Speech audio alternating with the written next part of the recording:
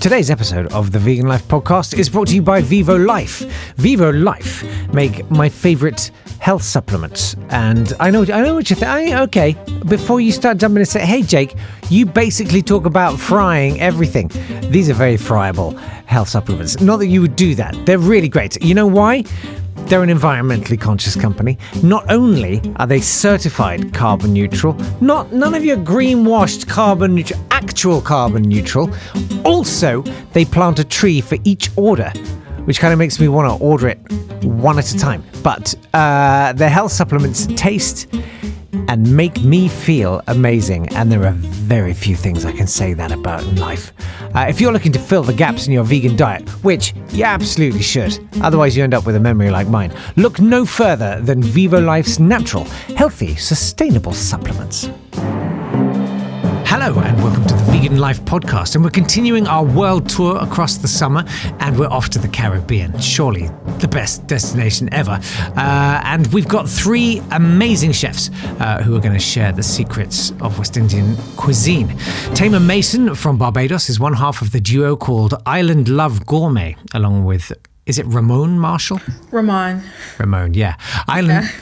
Along with Ramon Marshall, Island Love Gourmet is an emerging vegan pancake mix brand in the UK. Taymer is also the author of the book Caribbean Vegan, which has been featured in the BBC, the National Post, Forbes magazine, to name a few. Doubtless Vegan Life magazine too, I dare say. JB Rose is also known as the singing vegan mum. There's a lot of singing, by the way, I should disclose. I'm anticipating this. JB Rose is an acclaimed soul singer who's sung with the likes of Coolio on Top of the Pops. On Top of the Pops. Top of the Pops. Showing my age now, come on. Come on, no. And is the support act for Chaka Khan, whose name you can never say once. Chaka Khan. That's right, Chaka Khan. Yeah, Chaka. At the Hammersmith Apollo. That's amazing. Yeah. On top of all of that, she's a vegan cook who shares her delicious food on her website and on YouTube. And Gabrielle Reyes is also known as One Great Vegan. Gabrielle is an award-winning singer, actress, chef, author, and host of the Colourful Home Cooking Show. It's a musical cooking show where she shares hundreds of vegan and gluten-free recipes through soulful songs. You guys, I mean, let's do the show right here. I feel horribly underqualified to be here. I'm very pleased to be here with everybody. It's a wonderful lineup. I'm a big fan of Gabrielle. I'm a great fan of Taymer. This is a wonderful day. Thank you. Well, I'm delighted to get you all together for this, and there's been a lot of excitement about this episode, and we've had a lot of questions in, so I'm going to jump straight in. Don't forget, you can always email your question on any aspect of plant-based cooking to podcast@veganlifemag.com, and we'll save it up and we'll field it out to the best person to answer the question. But let's start with Lucinda, who, why not, says, when I think of the Caribbean, I think of rum. I was wondering if it's funny. It's whenever I think of breakfast, no, I'm kidding. I think of rum too. I was wondering if you ever use this in your cooking or baking, as it has such a delicious sweet flavour. Yes, it is somewhat Moorish, isn't it? And that's a great question. Who shall we start with? Let's start with Taymer. Okay. You picked on me because I'm from Barbados, the birthplace of rum. Okay, well, yeah, we do use a lot of rum in our cuisine.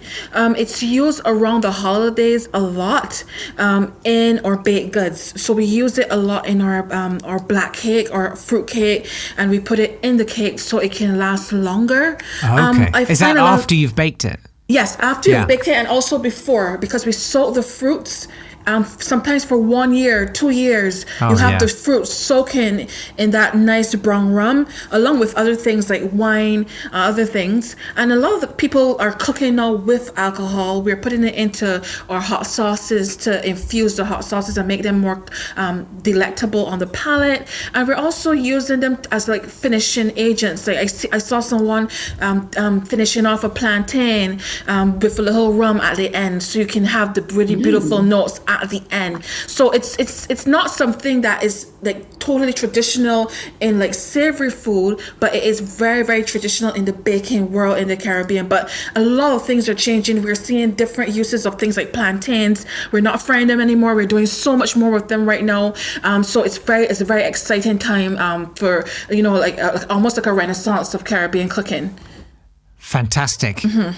That was all very enlivening and exciting. Okay. Gabrielle, let's ask you. Are you a fan of the rum? I have like a love-hate relationship with all forms of alcohol because I'll be real, I'm a lightweight, but Yes. my husband, Welcome. like nobody's business. I didn't start drinking alcohol till I was 23 either. I was like super, clean, no drinking, no drugs, no nothing. Yeah. And so, but when I met my husband, he's full Jamaican, I'm part Haitian.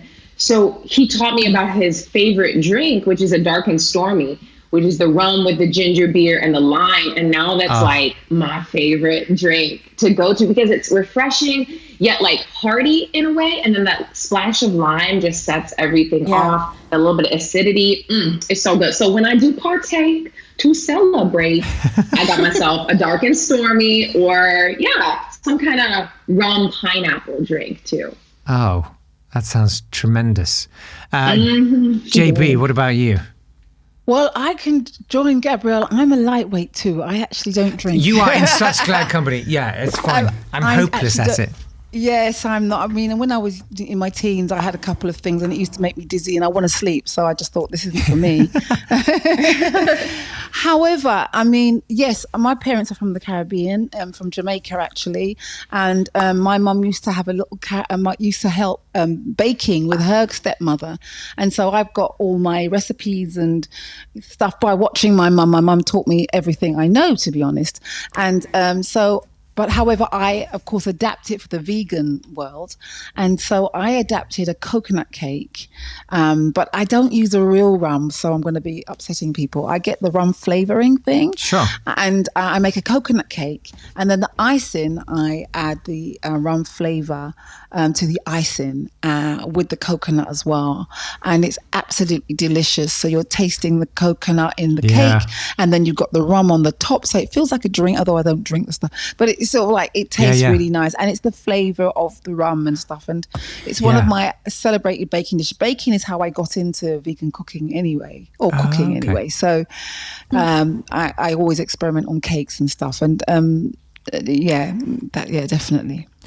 That's I think it's a good point. The rum flavor for people who want to swerve the alcohol. I kind of love that rum flavor. I remember that from rum and raisin flavor ice cream as a kid. It's a great flavor. Well, there you go, Lucinda. I personally want to go and bake a dark and stormy cake. I feel like that's possible, right? Couldn't you do like a lime drizzle cake, but with ginger and rum? That's a good idea. Oh, we're going to try it, shall we, everybody? Okay. Yeah. Let's do it. We'll make a recipe. Yeah. Okay. We'll unveil it when the podcast comes out. We'll all try it. If we were all together, we could do a little taste off, couldn't we? Let's do it. We'll all meet in Barbados. You've got 3 days to pack. Yeah. Come on, let's do it. All right, let's move on. Kate says, whenever I go to Turtle Bay, sorry for sounding completely Essex and uncultured. Well, I don't know what Turtle Bay is. I mean, I thought it was some exotic place in the Caribbean, but now I'm thinking maybe it's just a chain restaurant or something. Who knows? Anyway, Kate says, I love the spicy plantain dish. I would love to cook this at home, but I wouldn't know where to start with Caribbean spices. Can you help, please? And actually, before let's answer Kate's question, but this is a question we've asked throughout this world tour, which is, what are the core flavors and spices that to you represent Caribbean cuisine? Because I'm always interested, what, or is there a core ingredient? Like when we did Mexico, it was corn. When we did Thailand, it was coconut milk. So, Gabrielle, let's start with you. I was going to say some thyme. I love thyme. I add thyme into all of my Caribbean food, whether it's Haitian or, Jamaican or wherever I'm going. I love to add in thyme. And of course, Scotch bonnet, habanero pepper for that little bit of sweet spice. Those two, I would say, are key. But I love a fresh jerk sauce. I make this jam and jerk juicy burger. And oh my Lord, bless it. You add in cinnamon and allspice and maple syrup and fresh ginger. And just the combination of all of those dynamic flavors together with a little pineapple, a little burger, or, a black bean burger. Ooh, Lord bless it. Bless it all. So I would say thyme and Scotch bonnet are the top two for me. This is great. You're actually answering another question that came later from Jazz, who said, how do I make jerk seasoning from scratch? I love spice. So you almost, it was a kind of a twofer there. A two in one. Yeah. Spicy plantain, Gabrielle. What do you think's going into that? I mean, I would say definitely the Scotch bonnet. That's going to add that spicy element. I like to add in some smoked paprika, maple syrup, salt and pepper. The thyme and allspice too, I would say. Ooh, and if you want to make it even funkier, you can add in some like liquid aminos or some soy sauce. I don't eat soy a lot, so coconut aminos are fierce too. But yeah, I would say all that combined, you get some fierce, delicious, spicy plantains. Or honestly, you could add that to cauliflower or anything. That rub would be pretty bomb. Yeah, I might need to do that today. JB, do you agree? Is thyme? I was going to say that, when I think about my mum, she'd have her little pots outside of fresh thyme, and she would pick them, and it would go in the rice and peas. It would go into whenever she's cooking, the big meat or sort of thyme is a big thing for Caribbean cooking. Would you say that, ladies? Yes. And then also for me, if you're talking about this plantain, I do a thing where you have mashed plantain. You mash the plantain up, and then you add all those spices, and then make it like a fritter. It's absolutely fry it, and it's absolutely gorgeous, really delicious. I would do the yeast flakes with it. I would do the thyme. I would do a little bit of Scotch bonnet because, again, I'm a bit of a lightweight. Can't have anything too hot for me. Okay. I'm so relieved to hear you say that because I felt so flimsy and pathetic. No, I get headaches and stuff. But I know it's a major part of Caribbean cooking, and it does give it that flavour. It's absolutely gorgeous. But so I know how to just do enough to do that. I make a kind of spicy plantain fritter, using all of those ingredients, mashing it all up together, and mixed herbs, mustard, and it's just delicious. Nice. Taymer, you kind of slightly ummed and ahed over the time. Yes, I heard that too. It was a moment in time. Sorry, Taymer. So tell us, is this a voice of dissent? Not so much. But I think we need to bring it back to what is Caribbean cuisine and what is it made out of, and what kind of cuisines actually made Caribbean cuisine. And if you go from Haiti to Barbados to Jamaica to St. Lucia, we have something similar, but they're all very, very different, and they make up like a collection of what Caribbean cuisine is. So I do agree with Gabrielle when she speaks about the thyme and the Scotch bonnet, and I think that each island has something what we call seasoning, and seasoning is a collection, is that wet mixture of herbs and spices that we actually put into our sauces, we put into everything that we're cooking. We can even put it into rice and peas, and that that thing that you make when you mix green onions, thyme, Scotch bonnet, lime juice, and all those things together, that is quintessential Caribbean food. That is the secret in the sauce, and that's why it tastes so good, because of all the seasonings that each island makes. And Haiti makes one, Jamaica has jerk, Barbados has Bajan seasoning, Trinidad has a green seasoning. So each island has its own, and they have very similar ingredients in it, and that's, to me, is the secret of the sauce. For the spicy plantains, I grew up just eating fried plantains in the morning with crackers. I mean, that's how I grew up. I'm an 80s baby. But with that said, to get that spicy plantain going, I would tell her to maybe put it in the air fryer and then actually make up some jerk seasoning, even buy it from the store. A lot of the supermarkets do sell it now, or even get a recipe for one from out of Trinidad or Barbados, and actually just drizzle that in on the plantains and maybe air fry it. Or she can make something like a really nice curry stew with the plantains. But I've never tasted the spicy plantains at Turtle Bay. I only went there for drinks, to be honest. So I don't know what I'm trying to match per se. But I think that seasoning, if you get that seasoning right, and if you have that in your fridge or in your cupboard, wherever you want to store it, that's the secret to Caribbean cuisine. you've led on, particularly to the question from Jazz about making jerk seasoning and what goes into it. And as you say, there may well be lots of regional differences in that. But I do like I've bought the sort of commercially available ones, and because I'm a little bunny rabbit, they're quite eye-wateringly fiercely spicy, and I find I want for the little tiny smear that poor little my sensitive taste buds can take. There's not enough flavour, you know what I mean? Because the ratio of fierceness to flavour is too high for me. So how do you make a jerk seasoning? Because I want to make one that I can make for, little pussycats like me. I'm from Barbados, so we don't eat jerk seasoning. It's almost like something from another country, because it's from another country, and we have it commercially available as well. So we wouldn't already make jerk seasoning. I think that's a misconception people have about the Caribbean, that we all eat jerk. Right. But we have something similar to jerk seasoning, and the difference between I'll give you the difference. The difference between what you will find in the South, like Barbados and Trinidad, in comparison to what you'll find in Jamaica, and the difference between those seasonings are allspice. We don't use allspice in the South at all, and you have the jerk seasoning, as you will see, it's very brown, and what you will get in Barbados is very green. To make a good jerk seasoning, I've made different versions. Some of mine has orange juice. That will have people catching their pearls. Some people put things like cinnamon inside, and every person has their own version of jerk seasoning. Every family has their own version. So I'm not going to say that this is the right jerk seasoning. Everybody has one. There's lots of good recipes online that are available, and you have to try it. And to me, I prefer wet seasonings as opposed to dry ones. And a wet seasoning is one that is made with the fresh onions and the fresh herbs, as opposed to dry herbs. So I think if you can just go online and find something that works for you. But if you want to really turning it down is just taking out some of the Scotch bonnet, or just using a little bit of Scotch bonnet. And remember, the heat comes from the inside of the Scotch bonnet, where the membranes and the seeds are. So if you can just get a little sliver of Scotch bonnet, that's enough to give you that flavor without the heat. Excellent. JB, do you concur?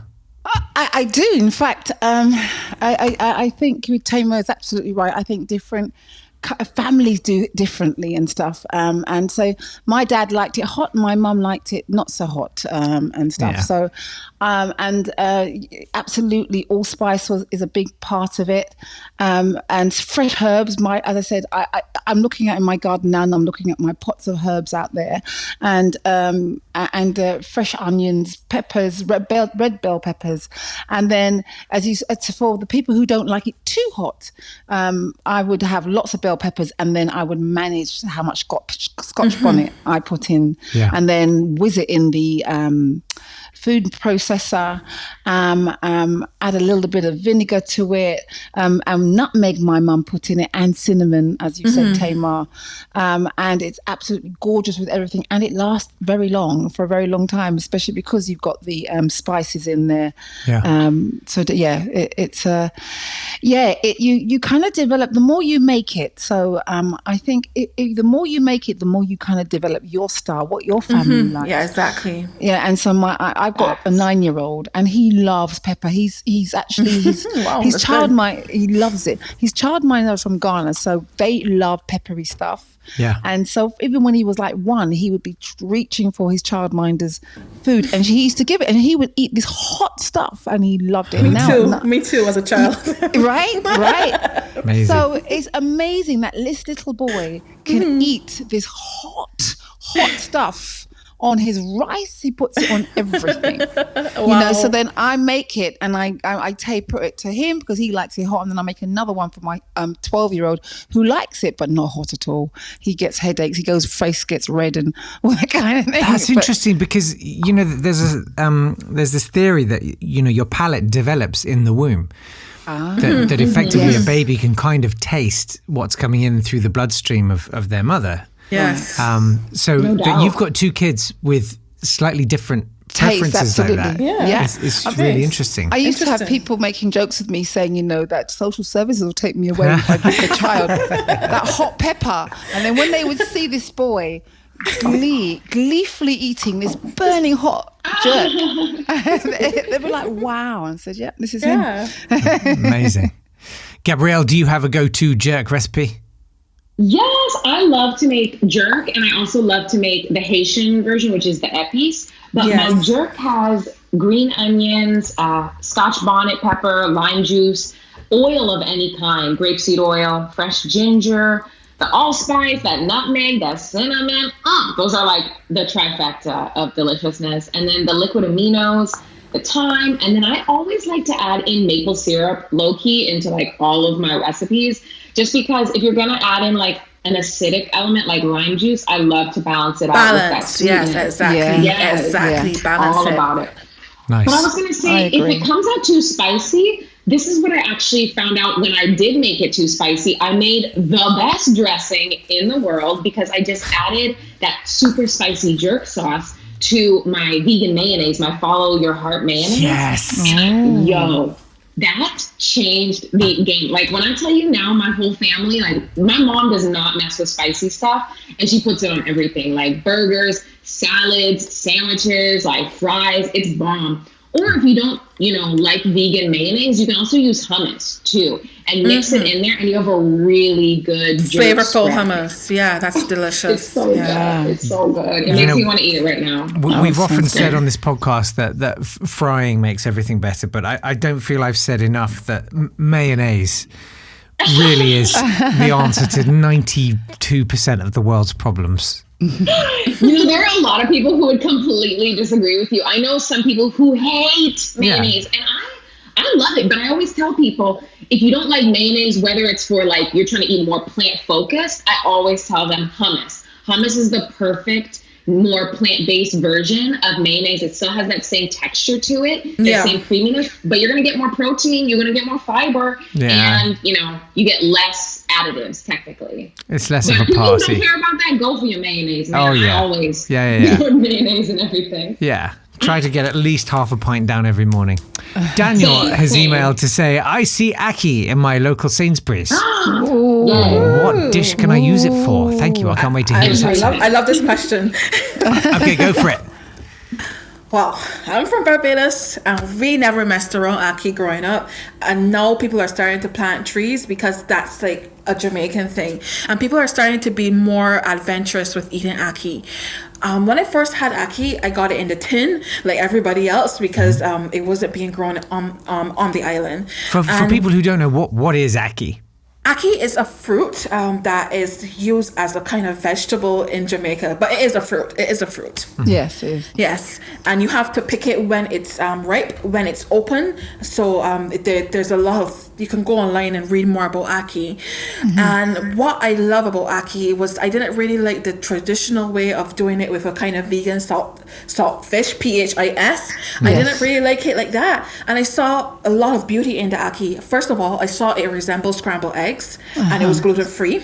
So I started to do it with black salt, and I started to do a scramble with it that would actually be a really nice breakfast for people that want to have the texture of eggs. I think it was very, very close to scrambled eggs. Another thing I like to do with ackee is I like to make a bisque. I like to make something like a chowder or a bisque with it. So I blend it and make it into a very, very fancy soup, and I finish it off with a breadfruit chip, and I drizzle with a little Scotch bonnet oil. So I really elevate the ackee a bit. I think the ackee doesn't really get used in the way that it should. It only gets like sauteed, but there's so much more because it's very velvety. You can actually make something like a mayo or even like a hummus with it. Did you say mayonnaise? Yes. There's so much to do with it, and I don't think we've really explored that yet. A lot of people have explored really like going into the ackee. You can put it into desserts. You can do a cheesecake out of it. It's so versatile, and I just like the world is your ackee, not oyster, but your ackee. Like when you start to like work with it, yeah. Well, that was a fabulous, impassioned extolling of the virtues of ackee. Gabrielle, what do you like to do with ackee? Jamaican ackee patties, vegan and gluten free. I love Jamaican ackee. Yo, no, I got a song in my spirit and my soul.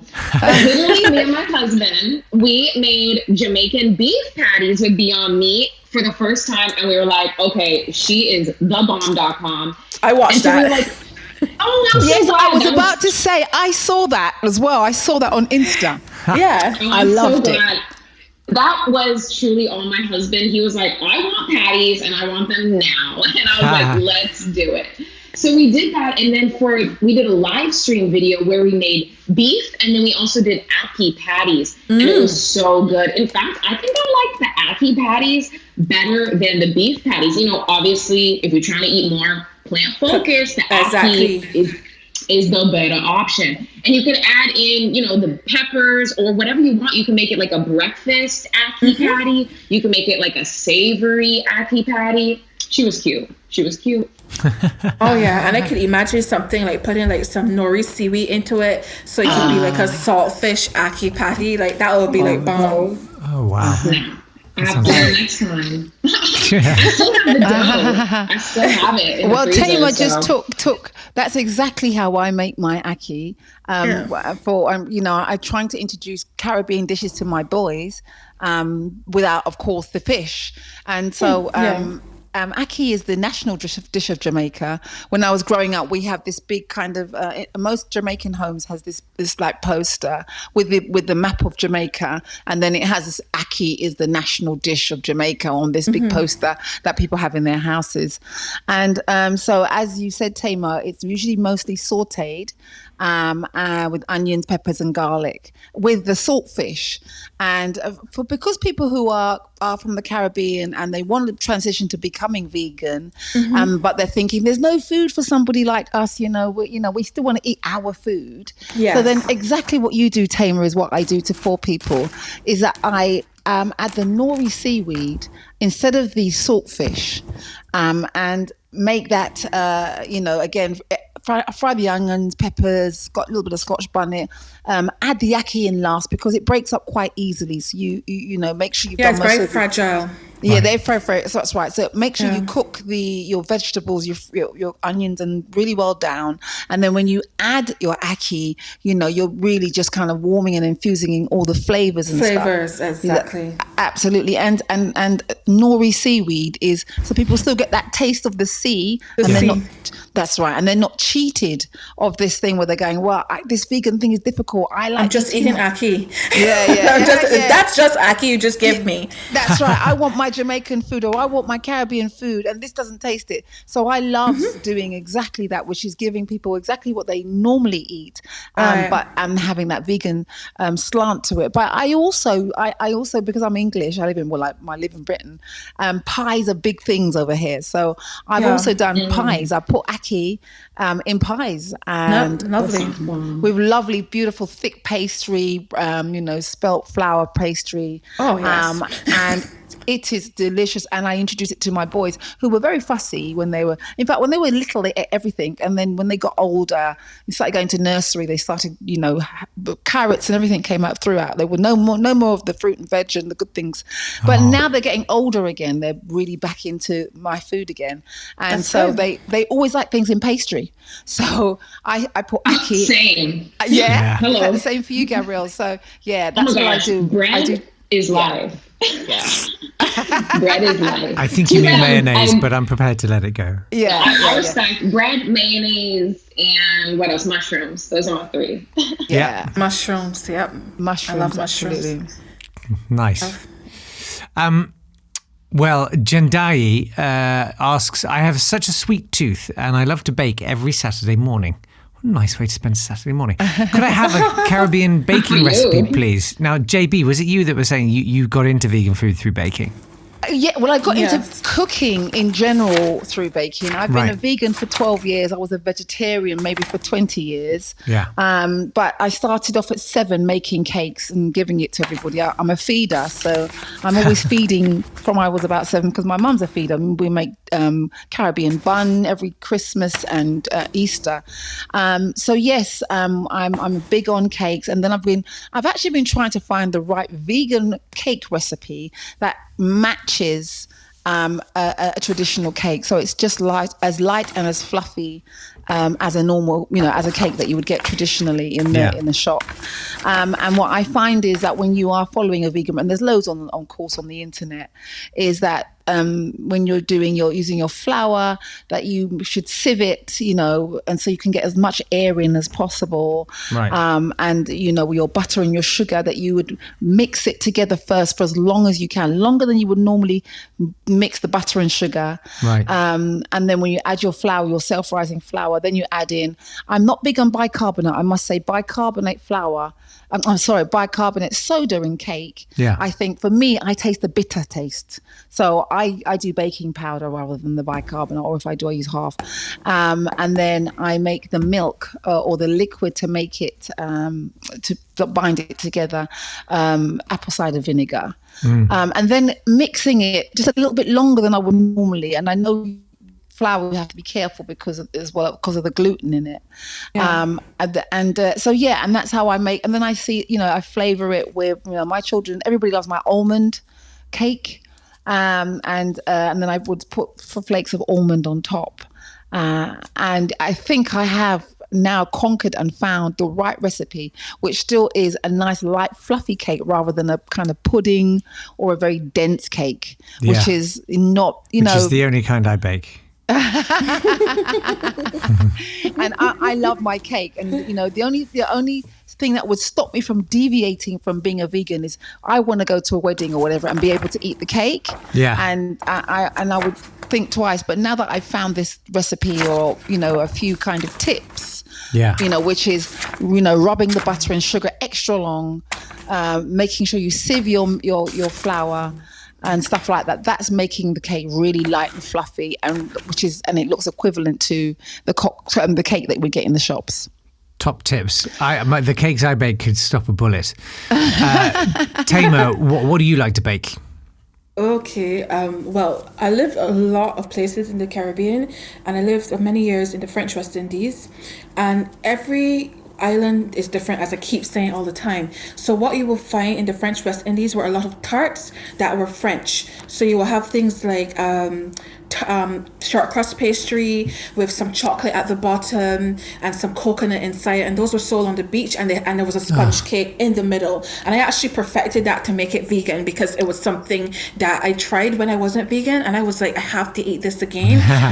In Barbados, we eat things that are cooked in banana leaves. It's called conky, and it's made with sweet potatoes, coconut, and it's almost like a pudding, and then it's steamed in banana leaves. We eat lots of that. That's very, very amazing.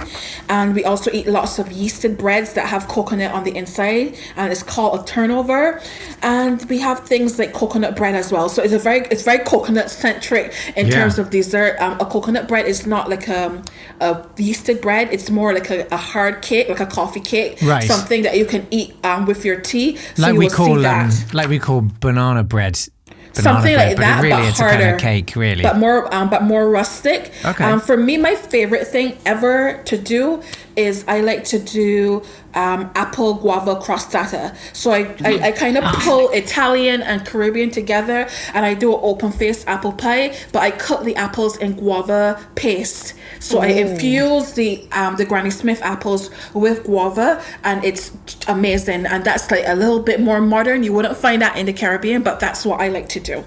Taymer, is it possible for me to come and live in your house with two boys? Yeah, I'd like to second that. I'll bring the mayonnaise if you do everything. My husband's birthday is on Friday. We have some friends coming over, and they'll get to eat my food for the first time, and they're so excited. So we're going to have a full spread of vegan stuff. Listen, me and your husband, we're like this. Gabrielle, what do you like to bake apart from birthday cakes for Taymer's husband? Well, fun fact, I hate to bake, but I do love anything raw vegan. I'm all about the raw vegan recipes and dessert specifically, because you don't gotta bake nothing. How about that life? So I have these delicious ginger beer bites. And I was already talking about ginger beer earlier. I love ginger beer. And basically, same. And it adds just such a nice little spike of flavor in it. So basically you make like a raw vegan donut hole with oats and dates and like almond butter or cashews. And you blend that all together, add in some maple syrup, some cinnamon, nutmeg, allspice, some fresh grated ginger. Then you already have the ginger beer bite. And then you create like a nice, simple sauce. And all you got to do is just add in some ginger beer, some soaked cashews, and some maple syrup. And you have your nice little ginger beer drizzle that you can add on top. And then because your girl is bougie, she loves to add on some like candy ginger too, as if there wasn't enough ginger, right? So I'll finish it off with some candy ginger. And what's great about this recipe is you can make it into balls, you can make it into squares, you can make it into like granola. Honestly, it doesn't really matter. Brownie size, heart-shaped, round, it doesn't matter. All that matters is that you have that delicious, like hearty granola that's protein packed, fibrous, and of course, ginger is so good for your spirit and your soul. So you have that delicious raw vegan structure, and then you can add on that cashew drizzle. And fun fact too, if you freeze that cashew drizzle on top in a thicker layer, you can actually make cheesecake. So by combining that ginger beer, that maple syrup, and those soaked cashews, and let's say you pour it over like a bed of that ginger crust you created. Boom. Yeah. You got cheesecake, baby. Cheesecake so bite. Yes, exactly. That's kind of like my go-to, because desserts, honestly, I don't eat gluten, I don't eat soy, and obviously I eat vegan. So like baking is always like a little nerve-wracking for me. That's why when we did the Jamaican beef patties, it was like such a big deal. And we followed the instructions like so carefully. And but most of the time I try to stick to like raw vegan or like frozen recipes and just keep my life simple. Or like dump everything into one pan and then put it in the oven and don't think about it. That's what I did. Just walk away. Exactly. Well, there's some great ideas for you to go and explore there, Jenday. I hope it does. If you bake something, please show us. We'd love to see it. It's podcast@veganlifemag.com. Yeah, beautiful. Yolanda says, I'm obsessed with one-pot dishes. It's all I really cook at home.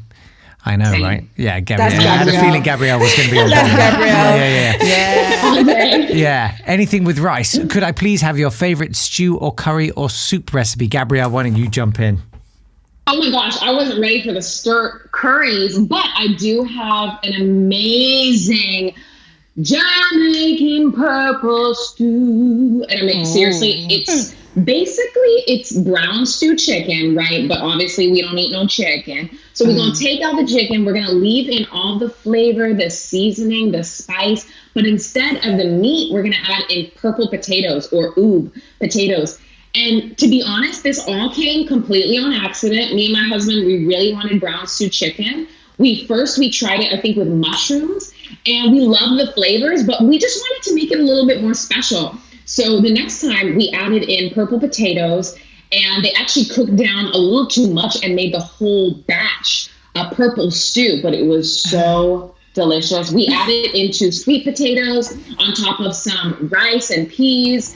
I mean, like in a tostada, in a taquito, it don't matter. It is so delicious. And it's because it has all those delicious flavors. It has carrots and tomatoes and onions and of course thyme and maple syrup and allspice.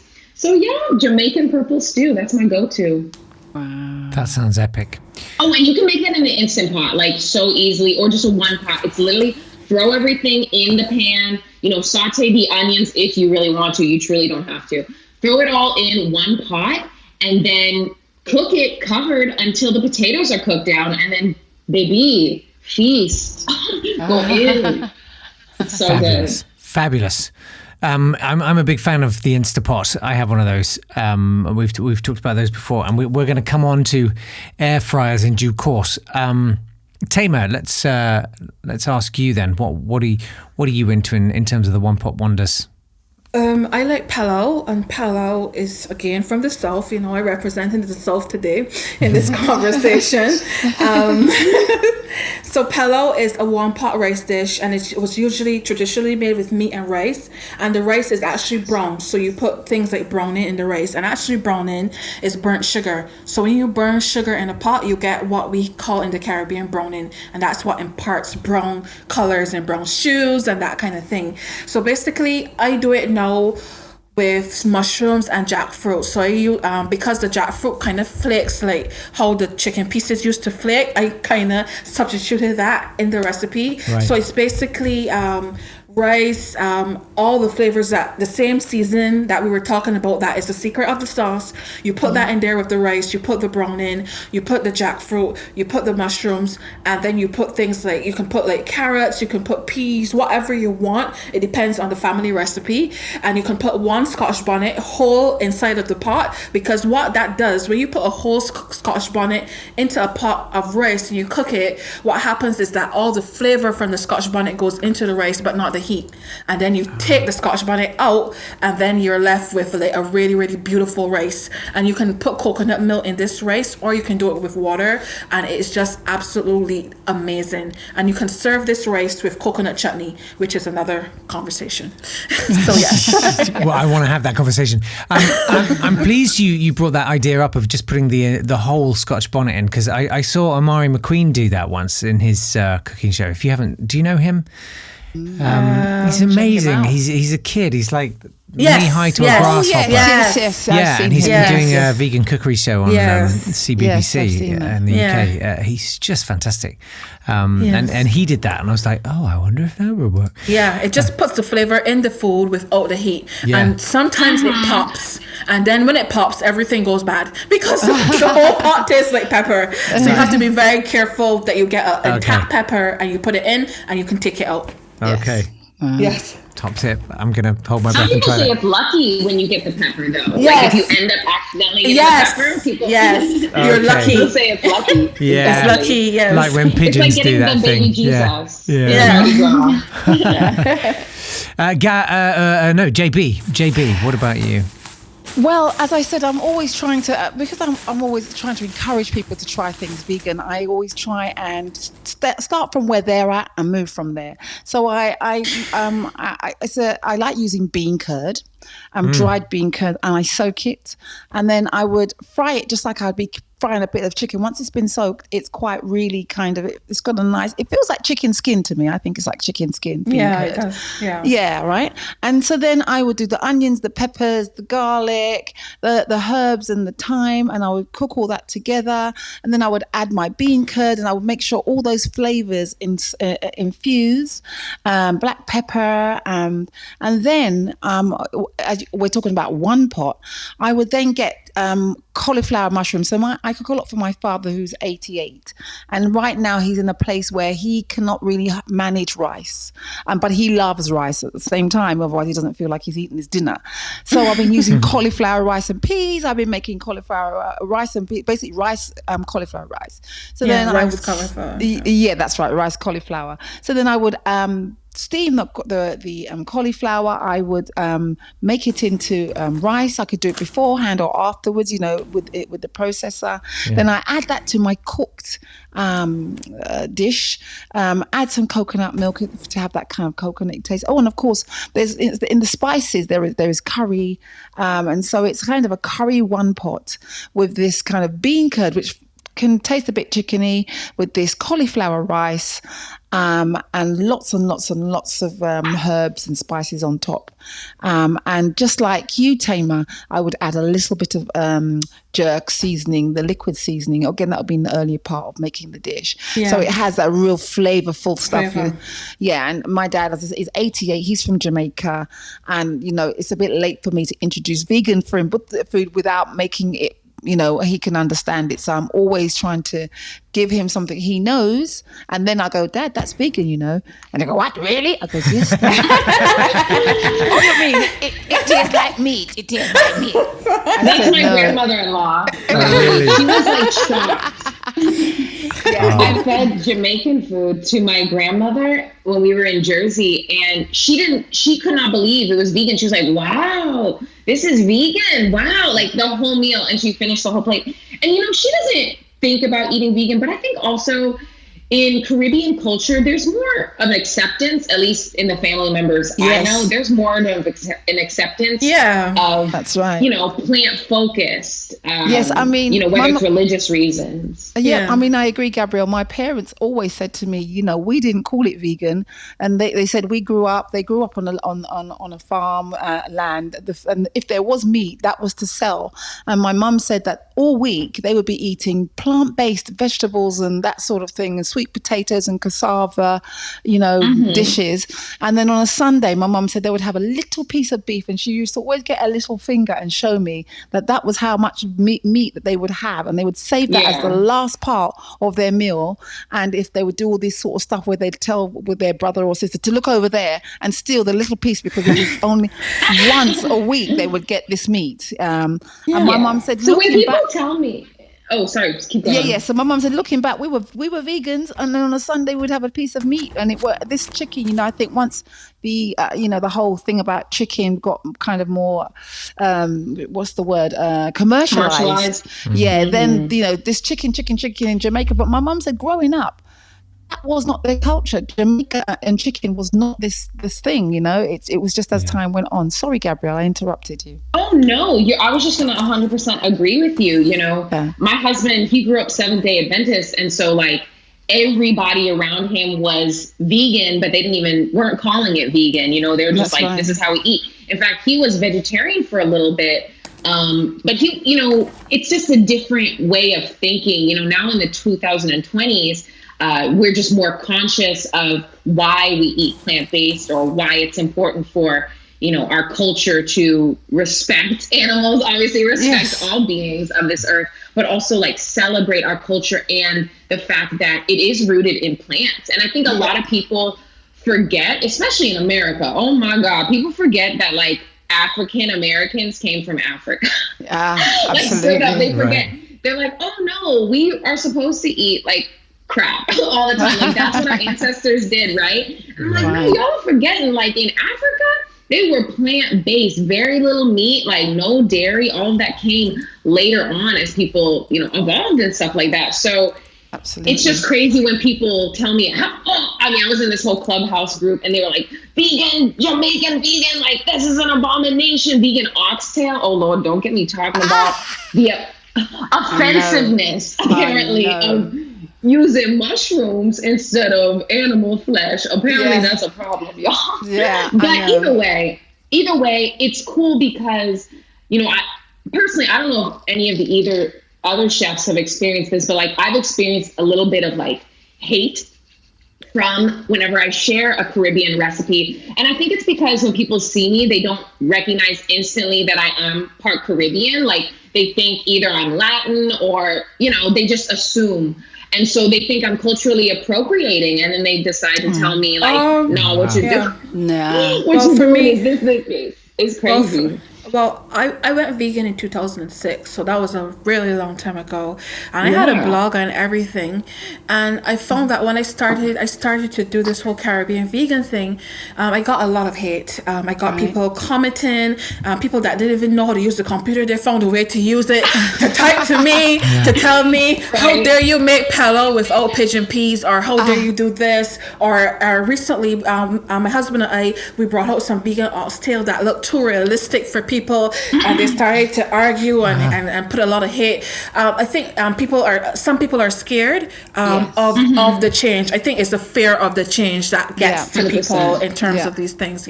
I agree. Yeah, but then they don't remember. They don't remember where we really like started. Like, no, they don't.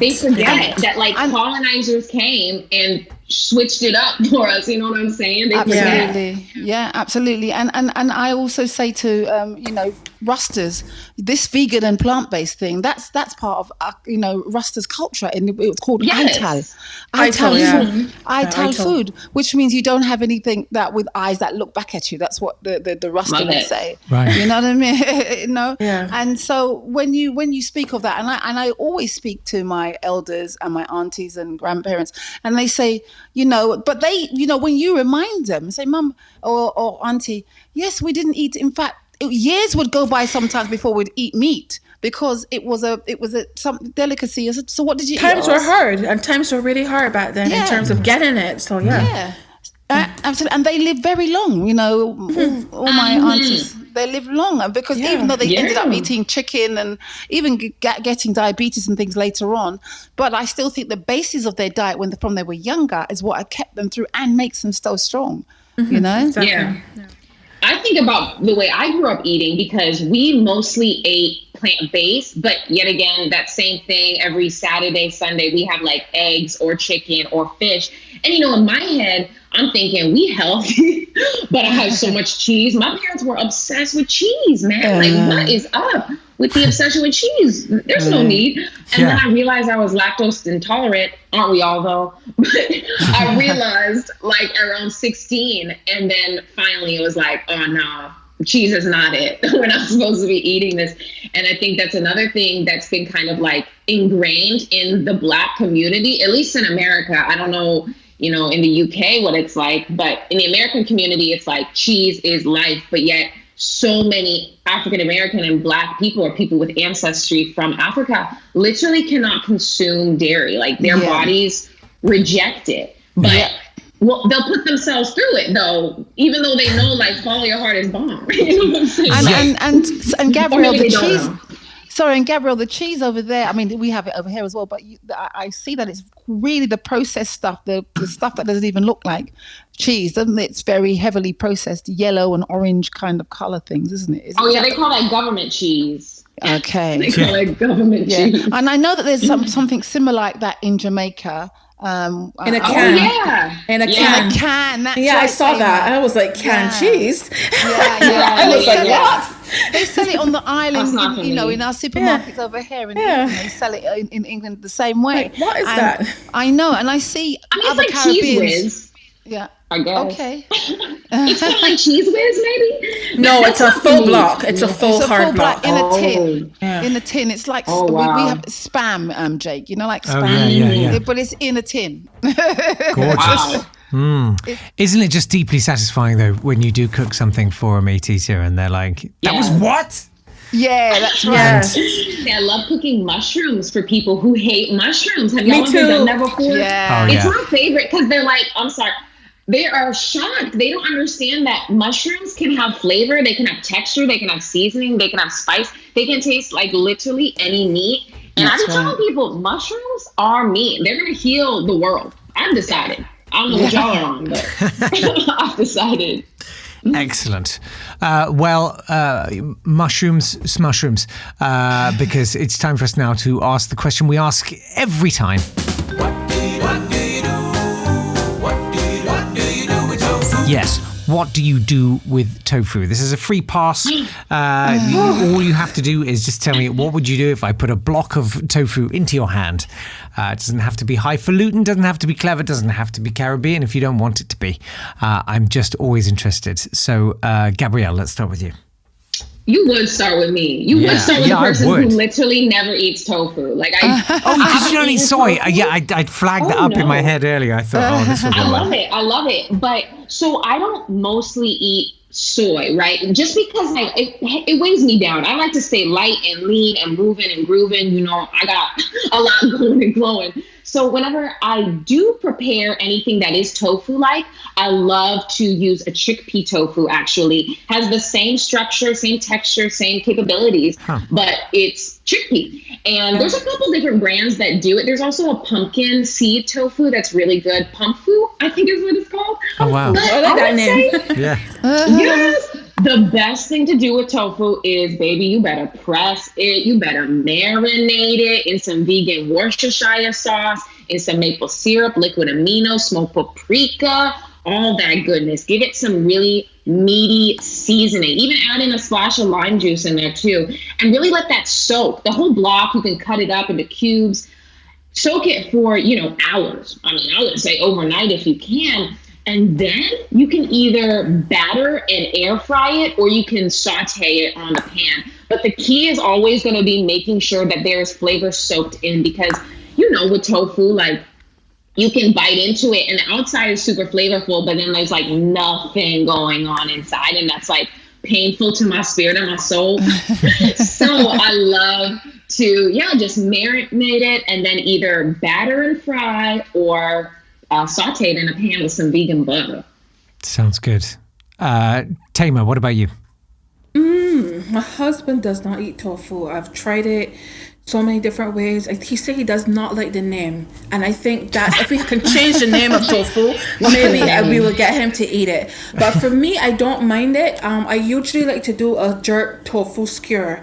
So it's so easy to make. You get some grapefruit juice and you get some liquid amino acids and some wet jerk seasoning, and you cut it into blocks and you marinate it. You can press it out before and you can marinate it, and then you can put it on a kebab, and then you can like put it in the air fryer. You can fry it, and then you can drizzle it with jerk barbecue sauce. So jerk barbecue sauce is easy to make. Just get a barbecue sauce that you like and put a teaspoon of jerk seasoning in it, mix it and drizzle. Very simple, easy, flavorful skewer. That's Amazing. That's good.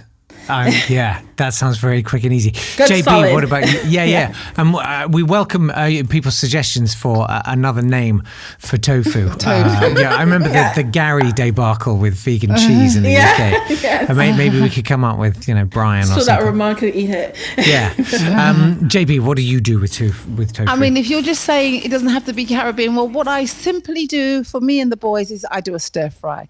And I agree both with Taymer and with Gabrielle.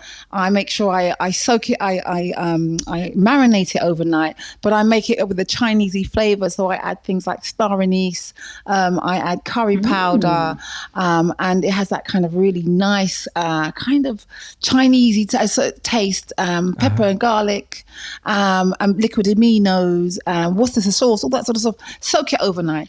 Cut it into blocks. I do my onions, peppers, slices of cabbage, and then I add in, once I've cooked up my stir fry, mostly there, then I add in the my marinated tofu. Again, cook that through on the plate. The boys love it. That sounds really good. Well done. Beautiful, succinct and succulent answers. Now, I'm always the first to tell you that a healthy diet is the most important thing. I mean, that's not strictly true. I would say I'm probably the first to tell you that frying makes everything better, that you should never eat tempeh, it's the devil's work, and that it's always good to find out the most private toilet in your workplace for crying. But there are some nutrients that can be difficult to get when you're on a plant-based diet. That's why I take Vivo Life's vegan vitamin B12, omega-3 and D3 daily. And, the days when I forget to, they're not good days. Omega-3 is especially important. Do you know why? I'll tell you why, right? It literally forms the circuits in your brain. Like your brain has electric circuits in, and the omega-3 oil is the oil it uses for like the wiring in those circuits. I'm not kidding. And if you don't have enough omega-3, your body's very resourceful. It goes, okay, I'll use that marge you ate yesterday to make the electrical circuits in your brain. But it's not as good. It will be slower, because imagine trying to, run a torch off something going through marge. It's just not going to work as well. Omega-3, guys, is like singularly important, and Vivo Life sources theirs from algae. And that means it's beneficial for your body, for the oceans, and of course, the fish. And the best thing of all is that I know all of their products are made with natural ingredients I can trust. So if you're interested in trying their plant-based supplements, then you can use my code VEGANLIFE, that's all one word, VEGANLIFE, to get 10% off your first purchase on the vivolife.co.uk website. Eleanor says, me and my husband's favourite midweek meal is a rundown. We came across it on a YouTube channel. We use butter beans, coconut cream, scotch bonnet, green onions and allspice. I'm aware that it's a fish curry normally and wondered what I should use to substitute that. Also, can I have the panel's recipe for a rundown to double check I'm cooking it correctly? How is Eleanor doing there? Let's start with Taymer. I have to keep on doing my disclaimer. We're from the South. We don't do rundowns, but because, actually, there's one island in the South that does a good rundown, and that's like Grenada.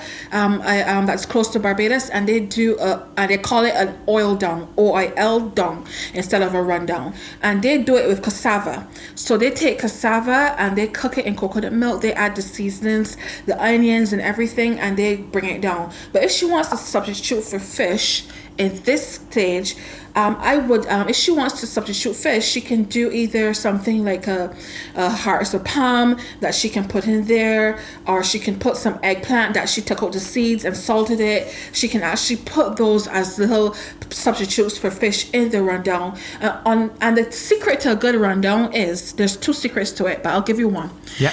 You have to, if you put in the coconut milk too early, what happens? It becomes an oil down. So all of the water cooks out and you're left with the oil that was in the coconut milk. So you have a very oily dish. So if you want a rundown that is still very coconutty, you put the milk in halfway so that when it cooks, you still have the coconut flavor and you still have that creaminess. Once you cook it right down, you're left with oil. Ah, top tip. Yes. Top tip. Yum. JB. I mean, I would agree everything that Taymer said. Absolutely. And again, for me, for people who want that fishy taste, I always add cut up nori seaweed sheets, so that you've got that fishy taste if you want that. However, I'm used to just doing, just as our guest said, I would use butter beans. Sometimes I even chop up on very small squares of sweet potato in and amongst it as well. Very nice. That would be good.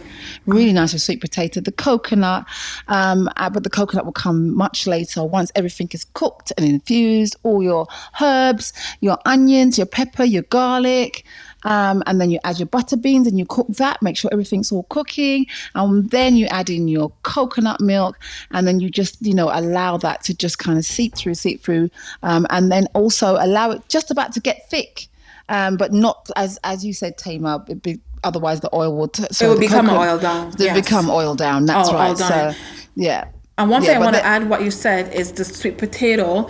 They have to be careful what kind of sweet potato they're using. If they're using an orange sweet potato, it will cook away very quickly and look like pumpkin. So they can go with a white Caribbean sweet potato, which is very hardy and that can stand up to the oil down. Nice. 100%. Top tips. Yes. Gabrielle. Yeah, I was just going to say, for the fish, the other thing you could add is banana blossoms. I love using banana blossoms for any fish. Chop them up, leave them whole, whatever. Or some jackfruit. Those are really good. Also, if you're trying to recreate like a salt fish texture, breaking apart that jackfruit is really good too. Yeah. Sounds good. Well done, everyone. Sade says, hi, I'm going to Barbados next year on holiday with my girlfriends. I cannot wait. However, I'm the only vegan going out of my friends, and I've heard it's mainly meat and fish out there. What dishes should I look out for that will be vegan, as I'm not sure of the cuisine? I'm so excited for this episode. Taymer, should we start with you? Yeah, you can. So Barbados. So Barbados has changed a lot for the last 15 years since I went vegan. Before, people used to think that vegan was fish, and they would bring a plate of fish to you when you asked for something that was vegan, or they would think it's vegetarian. No, good luck to she is in luck, because Barbadians know what the word vegan means.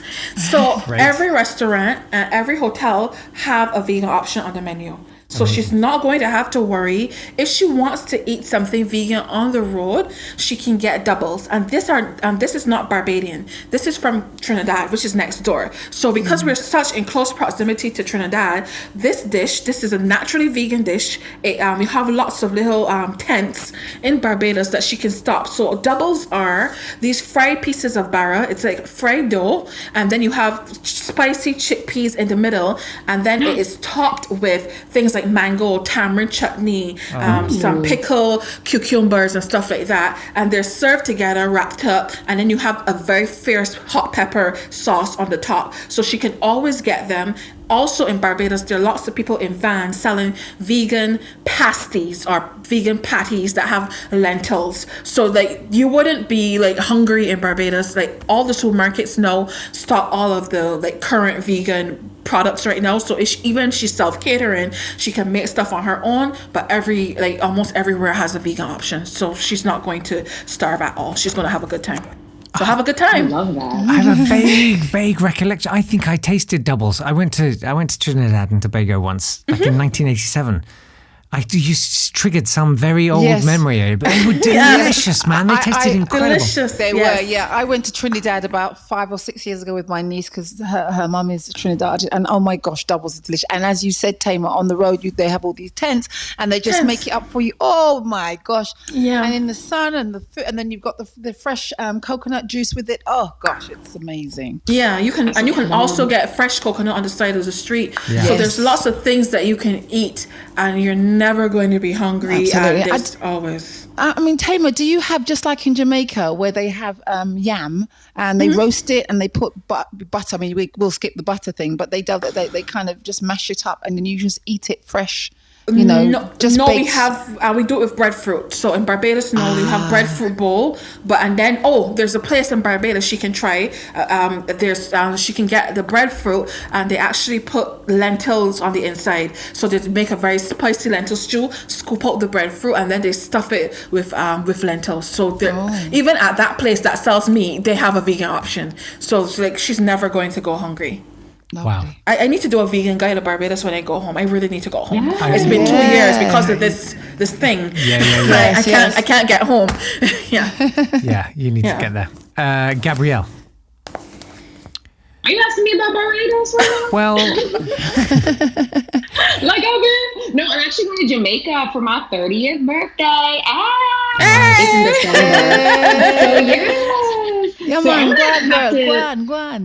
Yes, I'm so pumped, and I'm taking a big portion of my Jamaican family with me. A big portion being my husband, my sister-in-law, and probably like my mother-in-law too. Mm-hmm. So I don't know, but I do know Jamaica has a ton of vegan options. I don't know about Barbados personally, but I'm pumped to go find out. You know what I'm saying? Feast a little bit. Yeah, absolutely. In the islands. How ubiquitous are things like rotis, and are they generally vegan?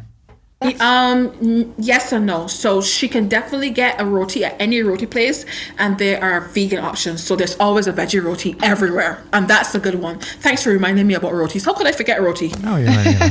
I'm glad I made any kind of contribution. Fruit, I'm assuming, right? There's like fruit and vegetables just available. So I mean, you can go back. Not so much in Barbados. So you will be disappointed when you go to Barbados. You will see like the coconut and stuff like that, but you're not going to have a huge. It's not like Jamaica. Like Jamaica is like fruit, but Barbados you have some fruit, and it gets me mad because I see like the English apple selling in Barbados. I'm like, that's not local. I mean, I want to see more local fruit on the street, like it's being sold. We do have it, but I think that they need to do a bit better. Yeah, I mean, that's good to know. Can I ask you, Taymer? Like in Jamaica, with Rastas in Barbados, and they are vegan. Yeah. So what do they do? So maybe this person can kind of find out where they eat, the Rastas in Barbados. Because they would be. Yeah, they have a lot of vegan places in Barbados now. All she has to do is put vegan Barbados, and they will pull up a lot of places that are already selling it. There are some vegan Aito places in the city with Rastas, and they do food, but it sells out really quickly. To be honest, it does sell out very quickly, and it doesn't have salt in it because it's Aito, so there's no salt. So you really have to adjust your taste buds if you're accustomed with eating with salt. That's an adjustment. I'll bring your own salt and then sprinkle it on in your bag. My husband does that. My husband be like, doesn't have enough salt. I'm like, baby, it's salty. We good. He be going in with the Indian black salt, yo. He be going in. He puts it on everything. Yeah, I always keep a little bit in my pocket. Just a sniff at. Yeah. Okay, I busted. Right, Carol says, I love healthy food and cooking with a whole foods diet. Well, that's okay, Carol. I'm not going to judge you. I'm sorry. I'm kidding. I'm still on the mayonnaise in my head. Anyway, people think it's limiting. I know. You're right. I'm sorry. I was prejudiced there, Carol. I'm sorry. I'm going to clear my head. But I completely disagree. Okay, good. What is your guest's favourite healthy and colourful meal to cook? Hey, that's a great question about colour. Gabrielle, let's start with you. Gabrielle. Yeah, Gabrielle. You. Gabrielle. That's always great. Y'all better think with me. Give us the time to think. Right? So my whole style of recipe creation, I call it colorful home cooking because I like to eat the rainbow. That's just how I base every single one of my recipes. Well, some of them be getting a little meaty and a little cheesy. Do you mean Skittles? Yes, exactly. You just eat a Skittles-based diet. Yeah, it's fine. You know what I'm saying? Airheads, we good. No. So what I like to do, honestly, I love to go to a grocery store and start in the fruit and vegetable section. And I literally like to get my reds, my bell peppers, my tomatoes, go to my orange, my carrots, my squash, my lemons. I like to literally go down the rainbow and get every single color. And then once I'm done with that, I'll go and I'll get like my quinoa or my brown rice or my banza pasta, or, I don't eat gluten. So my gluten-free, brown rice or quinoa based pasta. And once I got like basically those simple elements, I know I got a meal, like 1,000 meals. Yeah. Because since I love a good like one pan recipe, one pot recipe, I love to just like throw everything in a big bowl and then pour over some vegan butter, oil, or if you're trying to be super, super healthy, aquafaba or chickpea juice. You can use that or black bean juice. It don't matter what kind of bean juice, but any kind of bean juice will allow seasoning to stick to your vegetables. So you toss that all together, right, with that little bit of liquid and all the colorful vegetables you purchased. And then you add in whatever seasoning you want. Personally, I love any kind of like salt-free poultry or steak or fish rub. I love any of those, but I try to get it salt-free so I can add in my own salt level that I like. And so I'll just put that all together, add in some fresh herbs, green onion, parsley, cilantro, wherever the seasoning is taking it. Roast that up, baby, we got a meal. Serve it with some quinoa, some brown rice, some tacos, in a sweet potato, in a squash, whatever you want, what kind of vessel. But I'll just eat that big plate of vegetables and I'll be so satisfied because I know I'm getting all the flavor. I put the mushrooms in there because it's meaty and all the vegetables. And then I can also serve that whole one pan recipe over salad too. That was the other thing I was going to say. If you're trying to get healthy. Heidi says, hi, I absolutely love the show. Oh, thanks, Heidi. We love doing it. Please can you and your guests recommend any air fryer recipes? So far, I have made chips. Well, Heidi, that's all you need to know, really, surely. I use an air fryer a bit. I'm quite a fan. Taymer, do you have one? Do you use one? Yes, I've been using it every day since I got one. And my favorite thing to do right now is, because I like a spicier seasoning. So it's a kind of, I mix Jamaican seasoning and Barbados seasoning together. So this is the easiest recipe that I'm going to give her. So you take oyster mushrooms, you wash them and you blot them dry. You put some milk in a bowl and you put some milk all over the oyster mushrooms. Mm-hmm. Then you toss the oyster mushrooms with the Bajan seasoning and the jerk seasoning combined, and then you just cover it all with gluten-free flour. You put these mushrooms in the air fryer, and then you take 1 tablespoon of oil, and then you drizzle it all over the battered mushrooms, and then you put it on high and you bake it. Then you take it out, and then you move them around and you shake it, and then you put another tablespoon of oil, and then you put it back in the air fryer, and you have something that is like almost like a vegan fried chicken, but it has all the Caribbean flavors inside. You do not have to like fry it in deep oil, and it's just amazing. It's gluten free, it's whole foods, it's authentic. It's just the best thing ever. You can also drizzle that with some barbecue sauce. You can make any dipping sauce for this. It's just my favorite thing right now to eat. It sounds epic. JB, do you have an air fryer? Do you use an air fryer? I have an air fryer. I bought it earlier this year. It's changed my life. Very similar. I just had chips, but I used to make sweet potato chips, and I would season it with jerk sauce sometimes. Sweet potato jerk sauce is delicious. Or just, chili powder, hot paprika, smoked paprika, garlic, all mixed together. And so I did that a lot. I get obsessed sometimes with very simple meals. So I was happy with that. And then I thought, all right, let me do more things. I've even made cake in the air fryer. Have you? I've made vegan cake in the air fryer. I did a few, and I just had to work out my timings and stuff like that. So you can make, but it's still a small portion. It's just for you, maybe you and your partner, enough. So try some vegan cake recipes, and then just cook it in the air fryer. It's actually quicker. But the recipe that I would like to suggest is banana blossom. So I live in London, so we don't get it fresh like Taymer. It's not there. So I get it from the tin. And I soak it overnight and marinate it in with liquid aminos, which is a sauce, and lots and lots of herbs and spices and fresh garlic. Make sure all the flavors infuse, and then I spray it with oil.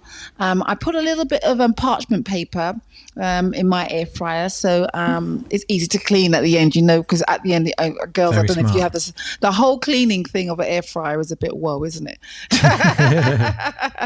And so I always put a little bit of parchment paper, and then I put my banana blossom in there, and I cook it, and it's absolutely very meaty tasting. I also add, I'm a big fan, as you've probably heard, of nori seaweed. If I want to make it taste fishy, I would also soak it with that nori seaweed. You can also get it as powder, and again, it will have kind of a fishy taste, and then I'll make dipping sauce to go with it, and it's absolutely lovely. And again, it's for people, I always thinking about people who are transitioning, who always want to feel like they're chewing on something, or that they want to kind of feel like they're eating a hearty meal. Because I know that people who are transitioning don't often like, we like lentils and chickpeas. Do and we? For them, it looks like mush. It looks like mush. I love it. I'm not a fan.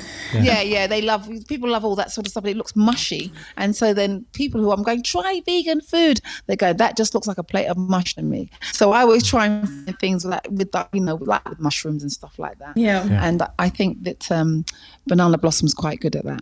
Top tips. Right, we have to leave it there. We're done. If people want to find out more about you and the work you do, where should they go? Gabrielle, let's start with you.